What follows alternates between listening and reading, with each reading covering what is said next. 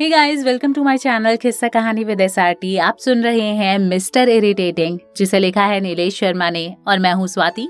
तो अभी तक मैंने आपको बताया था कि कैसे अनंत और आशी में एक मिसअंडरस्टैंडिंग हो जाती है और आशी अनंत को अपने घर से निकाल देती है। चलिए देर न करते हुए इस कहानी को आगे बढ़ाते हैं। अनंत अब कहाँ गया ये जानते हैं। मैं गुस्से में उसकी बिल्डिंग से बाहर आ गया। मैंने पीछे मुड़कर देखना चाहा, इस उम्मीद में कि शायद आशी मुझे रोक ले, पर ये मेरी महज कल्पना थी। रात के 2 बज रहे थे। मैं क्या करना चाहता हूँ, कहाँ जाने वाला हूँ, मुझे कुछ पता नहीं था। आसमान से पानी का सैलाब अभी भी निकल रहा था। सड़क पर चुनिंदा गाड़ियां रेंगते हुए निकलने की कोशिश कर रही थी। मैं उसके अपार्टमेंट से बाहर आ गया। बारिश की वजह से मैं पूरी तरीके से भीग चुका था। मेरे और आशी के बीच एक गलतफहमी हो गई थी, जो किसी भी रिश्ते के लिए सबसे बड़ा रोग होता है। कुछ देर मैं पार्किंग एरिया में बैठा रहा कि शायद आशी को गलती का एहसास हो और वो मुझे फोन करे। अगले 1 घंटे तक उसका कोई फोन या मैसेज नहीं आया। मैं आशी के पास जाना चाहता था, पर मैं उसके आंसुओं का सामना नहीं कर सकता था। शायद मुझे वापस लखनऊ जाना चाहिए। मैंने अपने वॉलेट को चेक किया। मेरे पास बस 120 रुपए बचे थे। मुझे कुछ और पैसों की जरूरत थी। मैंने सैंडी को कॉल करने के लिए फोन निकाला, लेकिन मेरे फोन की बैटरी डेड हो चुकी थी। अब ये परेशानी का कारण था। मैं यहाँ किसी को नहीं जानता था। मैंने फैसला किया मैं वापस लखनऊ जाऊंगा। मैंने वहां से ऑटो किया। ऑटो वाला इतनी रात को जाने को राजी नहीं हुआ और बारिश भी काफी थी। मेरे बहुत रिक्वेस्ट करने के बाद आखिरकार वो मान गया। जब उसे पता चला कि मैं यूपी से हूं, उसने मुझे किसी तरीके से स्टेशन पहुंचाया, जहां आशी ने मुझे रिसीव किया था। मैंने लखनऊ जाने वाली कई ट्रेनों के बारे में पता किया, पर बहुत सी ट्रेनें बारिश की वजह से कैंसिल थीं या लेट थीं। मुझे सुबह तक इंतजार करना था। मेरे कंधे पर मेरा बैग था। अचानक मुझे याद आया कि इसमें मेरी डायरी रखी है, जिसे मैं आशी को देने वाला था। मैंने तुरंत अपना बैग खोला, सारे कपड़े जमीन पर गिरा दिए। सब कुछ भीग चुका था, मेरी डायरी भी। उसकी इंक चारों ओर फैल गई थी। वो कहीं से भी पढ़ने लायक बची नहीं थी। मेरी यादें उस कागज से मिट चुकी थी, पर मेरे दिमाग से नहीं। मैंने अपनी डायरी पर हाथ फेरा। उसके शब्द ऐसे सिमट रहे थे मानो वो भी नहीं चाहते थे कि मैं उन्हें फिर से कभी पढूं। वैसे भी अब इस डायरी का मेरी जिंदगी में कोई काम नहीं था। जिसके लिए लिखा था वो इसे पढ़ने ही नहीं चाहती थी। मैंने उस डायरी को सामने पड़े डस्टबिन में डाल दिया। शायद वही इसकी सही जगह थी। अब मुझे बहुत जोर से भूख लगी थी। मैंने अभी तक मुंबई में सुबह से बस एक केक का टुकड़ा खाया था, शायद आधा। मेरे पास खाने के लिए अब पैसे भी नहीं थे। मेरी कुछ समझ में नहीं आ रहा था। मैं हर बार की तरह खुद को कोसने लगा। काश कि मैं मुंबई आया ही नहीं होता। काश मैंने वो पैंट नहीं पहनी होती। मेरे साथ ऐसा क्यों हो रहा है? भगवान मुझसे नाराज क्यों है? मुझे सूर्य नारायण का श्लोक याद आ गया, जो हो रहा है अच्छा हो रहा है। क्या मेरे साथ ये अच्छा हो रहा था? मैं सुबह 6 बजे तक स्टेशन पर बैठा रहा। बारिश अब धीरे धीरे बंद होने लगी थी। लोग अपने काम में वापस लौटने लगे। मैंने पहली बार स्टेशन पर इतनी भीड़ देखी। किसी को किसी से बात करने का भी टाइम नहीं था। हर 5 मिनट में लोकल ट्रेन सबको उनके मंजिल पर पहुंचा रही थी। उनकी सुबह की दिनचर्या शायद ट्रेन में ही पूरी होती होगी। मैं स्टेशन पर बैठा लोगों के चेहरों को देखने लगा। शायद इनमें से कोई आशी हो। मैंने अपना फोन चेक करने की कोशिश की। शायद आशी ने कोई मैसेज किया हो, पर आशी की तरह वो भी मुझसे नाराज था। मुझे अब भूख बर्दाश्त नहीं हो रही थी। मेरे पास मेरे फोन और कपड़ों के अलावा कुछ नहीं था। मैं वापस स्टेशन से बाहर निकला। दुकानें धीरे धीरे खुल रही थी। थोड़े आगे चलने पर मुझे एक मोबाइल की दुकान दिखाई दी, विनायक मोबाइल सर्विसेज, जिसके बोर्ड पर गणेश जी की फोटो बनी थी। मैंने दुकानदार को अपना फोन बेचने का प्रस्ताव रखा। उसने मेरी ओर देखा और वापस अपने काम में व्यस्त हो गया। आधा घंटा सफाई करने के बाद वो पूजा करने बैठ गया। सामने भगवान गणेश जी की मूर्ति लगी थी। वो पूरे सच्चे मन से पूजा में जुट गया। मैंने भी अपना सर झुकाया और दोनों हाथों को उनके आशीष में जोड़ लिया। करीब 20 मिनट बाद वो अपने काउंटर पर आया। उसने ही मेरे फोन की ओर इशारा किया। सैमसंग गैलेक्सी, वो बड़बड़ाया। उसने कई बार उलट पुलट कर देखने के बाद फोन के सारे पार्ट्स को अलग कर दिया। देखो, एक दाम 1200। ये 1200 मेरे लिए बहुत थे, क्योंकि मुझे इसकी जरूरत थी। मैं आराम से इतने पैसों से लखनऊ वापस जा सकता था। मैंने अपना सिम कार्ड और मेमोरी कार्ड उससे वापस लिया और उसकी दुकान से बाहर आया। मैंने सबसे पहले स्टेशन के बाहर खाना खाया और वापस स्टेशन पर पहुंच गया। मैं पहले सैंडी को कॉल करके बताना चाहता था कि मैं वापस लखनऊ आ रहा हूं। अब सैंडी मेरी जिंदगी में वो आखिरी इंसान बचा था जो मेरे साथ था। मैंने कई लोगों से कॉल करने के लिए रिक्वेस्ट की। कई असफलता के बाद आखिरकार एक बूढ़े आदमी ने मुझे अपना फोन दिया। वो एक मराठी था। उसने सफेद कुर्ता पजामा के साथ सफेद टोपी पहनी थी। उसके दांत थोड़े बाहर की ओर थे और छोटी सी मूंछ थी। 1 मिनट बस, उसने 1 मिनट का अल्टीमेटम दिया। मैंने उन्हें धन्यवाद दिया। मुझे सैंडी का नंबर याद था। उसने मुझे मुंबई आने से पहले अपने VIP नंबर को याद कराया था, जो किसी को भी बड़ी आसानी से याद हो जाता। सैंडी ने फोन उठाया। हेलो, हाँ जी, कौन? उसने फोन उठाते ही प्यारी सी आवाज में कहा। सैंडी हमेशा अपरिचित लोगों के फोन को अच्छे से जवाब देता था। अबे सैंडी, मैं अनंत। हाँ अनंत, कैसा है? कब पहुंचा? तुझे मैंने कॉल करने को बोला था ना पहुंचकर। यार मैं वापस आ रहा हूँ। क्यों बे, इतनी जल्दी? क्या हुआ? यार कुछ काम था, आकर बताता हूँ। पैसे हैं ना तेरे पास? और हाँ, मैं बताना भूल गया, एक गुड न्यूज है, उसने कहा। मुझे अब किसी भी तरह की न्यूज की जरूरत नहीं थी। मेरे साथ जो अभी भी हुआ, शायद कोई भी न्यूज इसकी भरपाई नहीं कर सकता था। फिर भी मैंने जानने की इच्छा जताई। काव्या का पता चल गया है, उसने कहा। क्या? कहां से? कैसे? ये मेरे लिए सच में एक गुड न्यूज थी। अबे जब तुमने उसके गुमशुदा होने के बारे में बताया था, तभी मैंने उसके ईमेल और FB पर मैसेज किया था फ्लिपकार्ट की तरफ से गिफ्ट हैम्पर देने के लिए, पर उसका कोई रिप्लाई नहीं आया था। परसों तेरे जाने के बाद उसका रिप्लाई आया। क्या? मैं वहीं लोहे की चेयर पर बैठ गया। वो बूढ़ा आदमी मुझे घूरकर देखने लगा। शायद उसका दिया हुआ 1 मिनट बीत चुका था। कहाँ है वो? बोलते हुए मेरे होंठ कांपने लगे। Himachal Pradesh, Baddi, Omaxe apartment, 4th floor. वो किसी कंपनी में काम करती है एज अ जनरल मैनेजर। तो वो हम सबसे इतनी दूर जाकर रहने लगी। थैंक यू यार, मैंने सैंडी से कहा। पर तू वापस क्यों आ रहा है? और सुन, मैंने फोन काट दिया। अब मेरी कहानी ने एक नया मोड़ ले लिया। मैं जिसकी तलाश में पिछले 2 साल से लगा था, उसका पता चल गया। अच्छी बात यह है कि वो मैनेजर है, और उससे भी अच्छी बात यह कि वो जिंदा है। पर मैं अब इन रास्तों पर चलकर थक चुका था। मैं अब और भागना नहीं चाहता था। मुझे सोना था, एक गहरी नींद में, बिना किसी की परवाह किए। जिंदगी भी मेरे साथ अजीब खेल खेल रही थी। आज इतने दिनों बाद जब काव्या मिली तो आशी ने मेरा साथ छोड़ दिया, और इस समय मेरे लिए दुनिया का सबसे मुश्किल काम आशी को मनाना था, जो एक छोटी सी गलतफहमी की वजह से मुझसे नाराज थी। पर अब मैं क्या करूं? मेरे पास फिर से 2 ऑप्शन थे।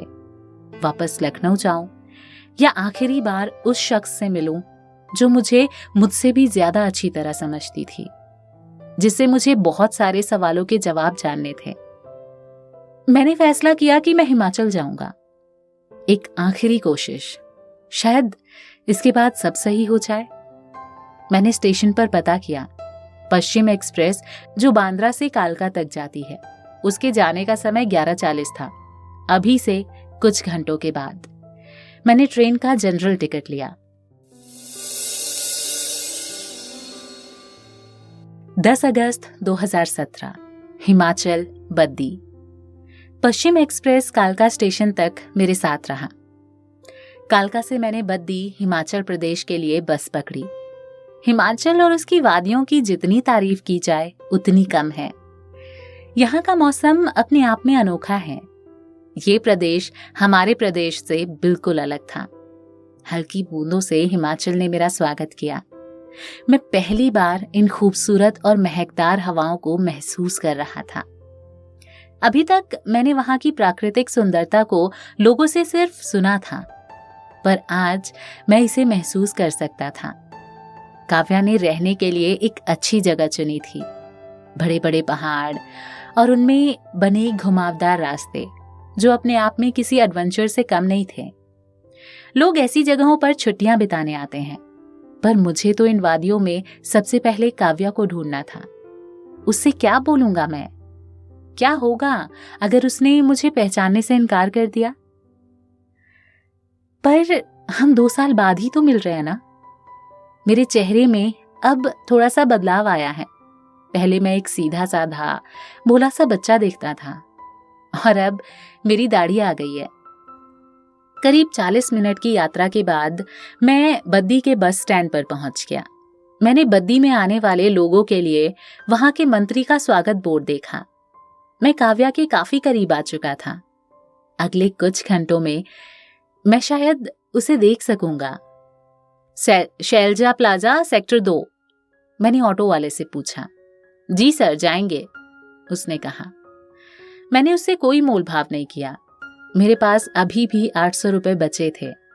कुछ मिनटों में ऑटो वाले ने मुझे शैलजा प्लाजा के गेट पर उतार दिया। मैंने अपना सर ऊपर किया। ये 6 मंजिल की एक बड़ी बिल्डिंग थी, जिसमें अधिकतर कंपनीज के ऑफिस थे। मुझे उसके 4थे माले तक जाना था। अब काव्या मुझसे कुछ मिनट की दूरी पर थी। मैंने लिफ्ट के बटन को दबाया, पर मैं इतनी जल्दी ऊपर नहीं जाना चाहता था। मैं सोचने लगा कि इतने दिनों बाद मैं काव्या से क्या बोलूंगा। मैंने सीढ़ियों से ऊपर जाना सही समझा। इतना समय मुझे सोचने के लिए काफी था। मैं अपने सारे सवालों को एकत्रित करने लगा, जो मुझे उससे मिलकर पूछने थे। अब मैं उसके ऑफिस के सामने था। मेरे पैर आगे बढ़ने से संकोच करने लगे। एक तरफ मैं खुश था कि मैं काव्या से कुछ पल में मिलने वाला हूं, और दूसरी तरफ मुझे आशी से अलग होने का दुख था। जी, किससे मिलना है? रिसेप्शन पर बैठे एक वयस्क आदमी ने पूछा। पहली बार मैंने किसी पुरुष को रिसेप्शन पर बैठे देखा। जी काव्या। नहीं, काव्या मैम से। मैंने खुद को सुधारा। उसने मुझे ऊपर से नीचे तक देखा। अपॉइंटमेंट है? जी, वो तो नहीं है, पर वो मुझे जानती हैं। एक बार आप उनसे बात करिए, मैंने पूरे कॉन्फिडेंस में कहा। नाम क्या है? उसने अपना रजिस्टर उठाया। अनंत श्रीवास्तव। उसने मेरा नाम अपने रजिस्टर में दर्ज किया और फोन पर किसी से बातें करने लगा। मैंने अपने चारों तरफ नजरें घुमाई। लोग अपने काम में व्यस्त थे। वो सभी लोग कंप्यूटर के स्क्रीन पर लगे हुए थे। उन्हें एक दूसरे को देखने की भी फुर्सत नहीं थी, पर मेरी नजर उस केबिन की तरफ थी, जिस पर जनरल मैनेजर का बोर्ड लगा हुआ था। 2 मिनट बाद आप मिल सकते हैं, रिसेप्शनिस्ट ने कहा। मैंने राहत की सांस ली। मैं अंदर ही अंदर बहुत खुश था। इतने समय के बाद आखिरकार मैं काव्या से मिलने वाला था। मैं वहीं पड़े एक गद्देदार चेयर पर बैठ गया और अपने चेहरे को अपने हाथों में छुपा लिया। मैं हंसने लगा। मैं खुश था। मैं उसके लिए शायरी याद करने लगा। मुझे इस वक्त कोई शायरी याद नहीं आ रही थी। गार्ड ने मुझे अंदर जाने को कहा। मैंने उससे हाथ मिलाया।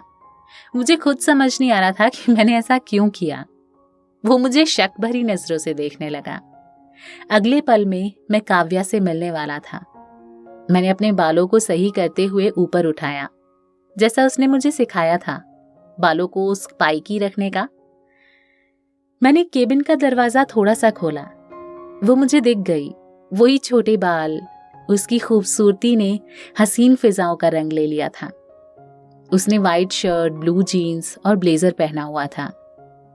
वो मेरे सामने थी, करीब 2 साल 7 महीने 10 दिन के बाद।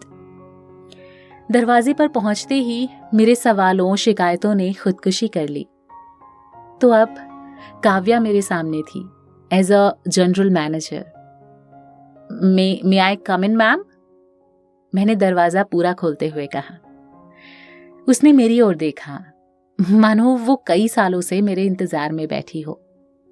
उसने अपनी रोलिंग चेयर को कुछ पल के लिए पीछे घुमा लिया। कुछ सेकंड के बाद उसने मुझसे निगाहें मिलाई।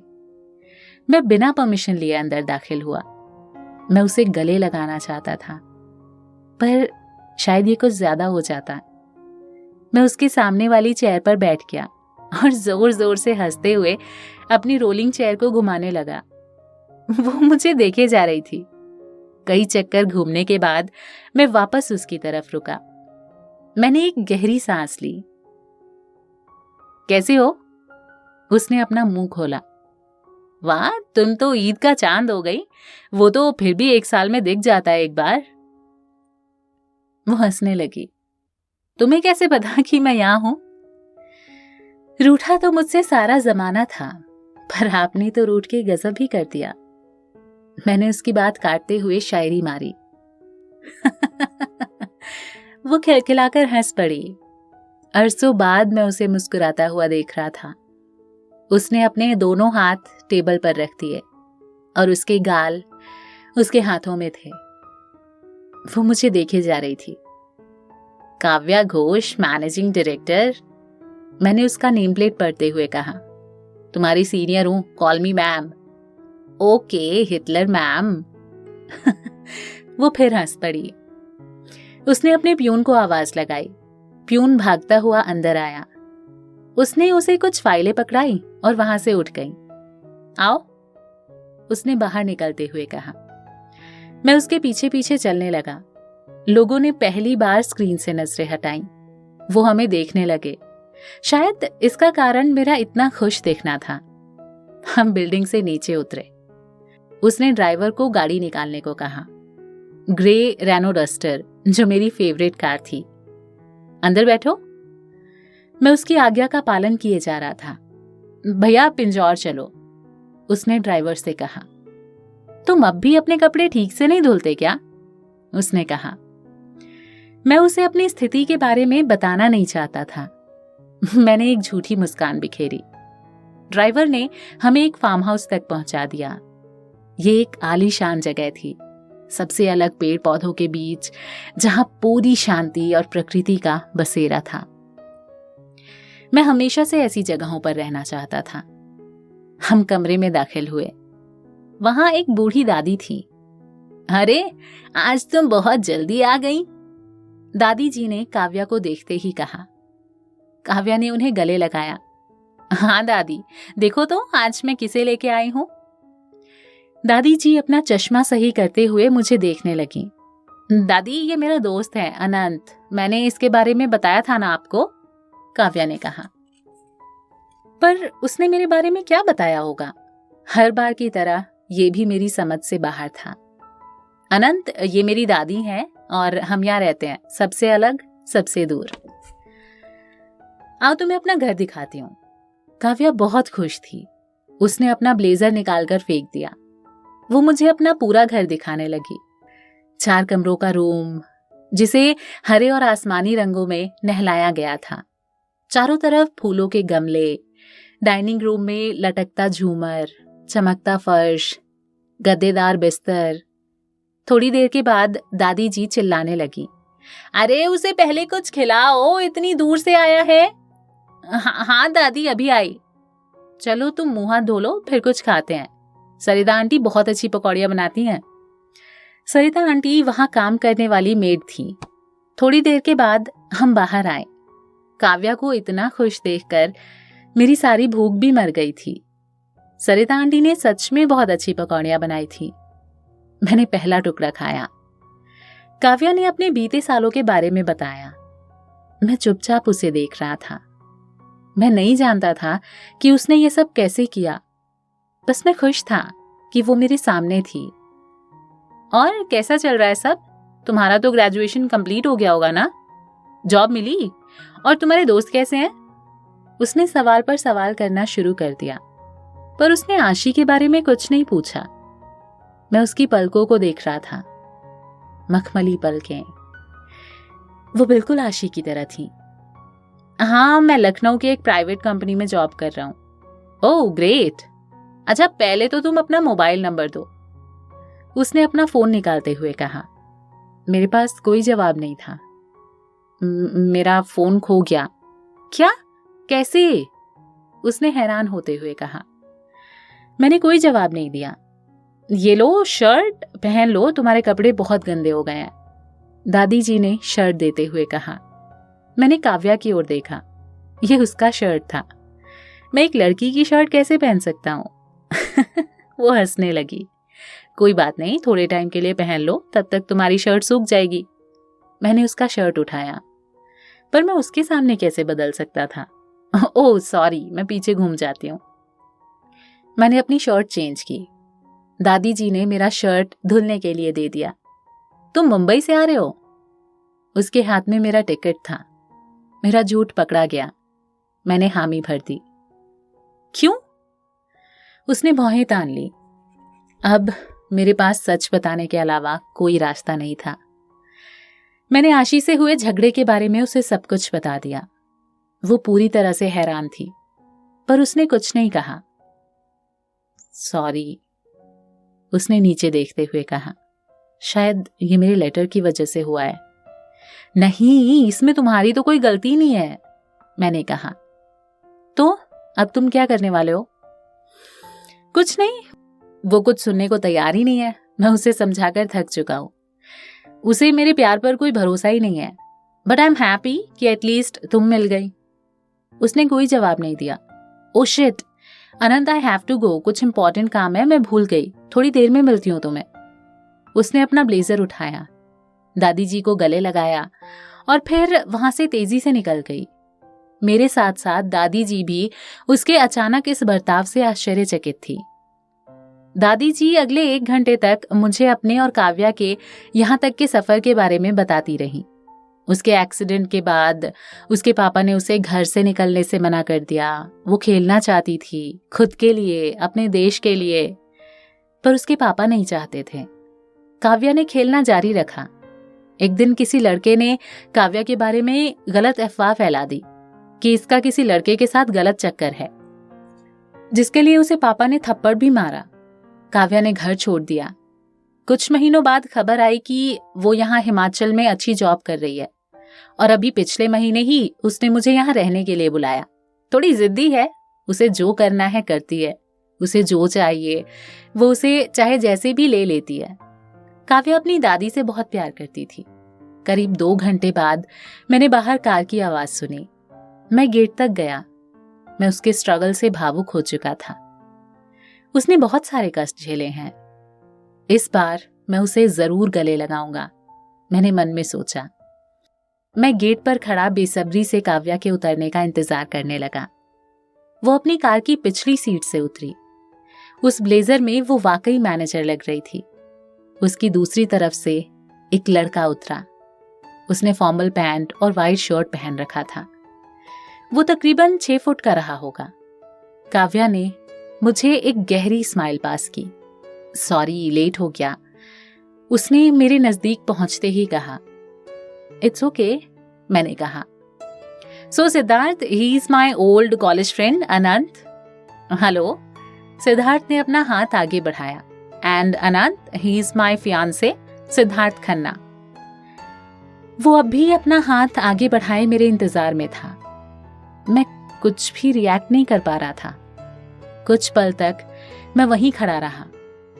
अंदर तो चलो सेड, कि सारी बातें यहीं करोगे। काव्या ने उसके कंधे पर अपना सर रखते हुए कहा। मैं उसके सामने सोफे पर बैठ गया। और कैसे आना हुआ? सिद्धार्थ ने पानी से भरा ग्लास उठाते हुए कहा। मैं उसके किसी भी सवाल का जवाब नहीं देना चाहता था। बस कुछ काम था, किसी से कुछ सवाल करने थे। मैंने काव्या की ओर देखा। वो सिद्धार्थ के काफी करीब थी। हो भी क्यों ना, वो उसका मंगेतर जो है। वो खुश लग रही थी और मेरा तो पसंदीदा काम ही है लोगों को खुश देखना। पर काव्या ने इतनी बड़ी बात मुझसे छिपाई क्यों? क्या मेरे लिए उसकी लाइफ में कोई जगह नहीं है? तो जवाब मिला उन सवालों का? सिद्धार्थ ने पूछा। मैंने काव्या की ओर देखा। वो मुझसे नजरें नहीं मिला पा रही थी। हाँ, मिल गया, मैंने मुस्कुराते हुए उत्तर दिया। सॉरी अनंत, मैं तुम्हें सेड के बारे में बताना भूल गई। जब मैं पहली बार यहाँ आई तो मुझे यहाँ के बारे में कुछ पता नहीं था। सेड तब मेरा बॉस था और इसने पहले दिन ही काम को लेकर मुझे डांट भी दिया था। काव्या ने सफाई देते हुए कहा। पर अब ये मेरी बॉस है और अब डांट सुनना मेरा काम। सिड ने एक प्रोफेशनल जोक मारा। शायद ये जोक उस पर सूट भी कर रहा था। पर काव्या इतनी जल्दी शादी करना क्यों चाहती है? वो तो हमेशा से अकेले रहना चाहती थी। उसे तो लड़कों से विश्वास उठ गया था और उसने मुझे प्रॉमिस भी किया था कि मेरी परमिशन के बगैर वो किसी को भी डेट नहीं करेगी। पर शायद सिड जैसा लड़का जिसके पास एक अच्छी बॉडी हो, एजुकेटेड हो, खुद की कंपनी हो, तो उसके लिए किसी की परमिशन की कोई जरूरत नहीं होती। किसी भी लड़की के लिए सिड जैसा लड़का बेस्ट रहेगा। क्या हुआ अनंत? काव्या बता रही थी कि तुम्हें कुछ पूछना है। हाँ, मैं ये पूछना चाहती हूँ कि वो तुम जैसे गधे से शादी क्यों कर रही है, मैं कहना चाहता था। लेकिन मैंने कहा, हाँ, ट्रेन के बारे में पूछना था। मेरा ज्वाइनिंग लेटर आ गया है, मुझे कल ही किसी भी तरह लखनऊ रिपोर्ट करना है। दिस इज नॉट फेयर यार, अभी तो आए हो और इतनी जल्दी। काव्या, तुम कुछ समझाओ ना, सिड ने कहा। काव्या ने कुछ नहीं कहा। शायद वो जानती थी कि उसके समझाने का अब मेरे ऊपर कोई फर्क नहीं पड़ने वाला। मुझे मेरे सारे सवालों के जवाब मिल चुके थे। मैं अब काव्या से कुछ नहीं पूछना चाहता था। मैं इरिटेटिंग था, इसीलिए सब मुझसे दूर हो गए और मुझे भी अब उनकी खुशहाल जिंदगी में दखल देने का कोई हक नहीं है। मैं सोफे से उठ गया। सिड मेरे साथ गेट तक आया।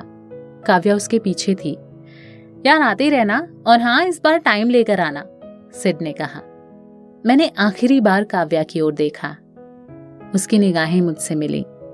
उसने कुछ नहीं कहा। मुझे समझ नहीं आ रहा था कि मुझे बुरा क्यों लग रहा है।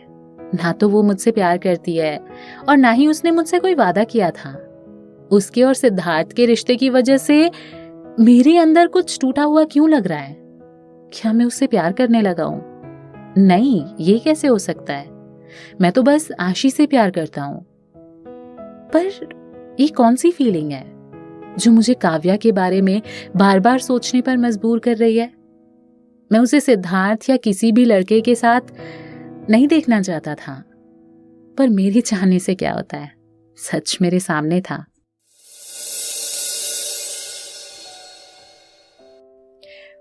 चलिए कहानी को अभी फिलहाल यहीं विराम देते हैं।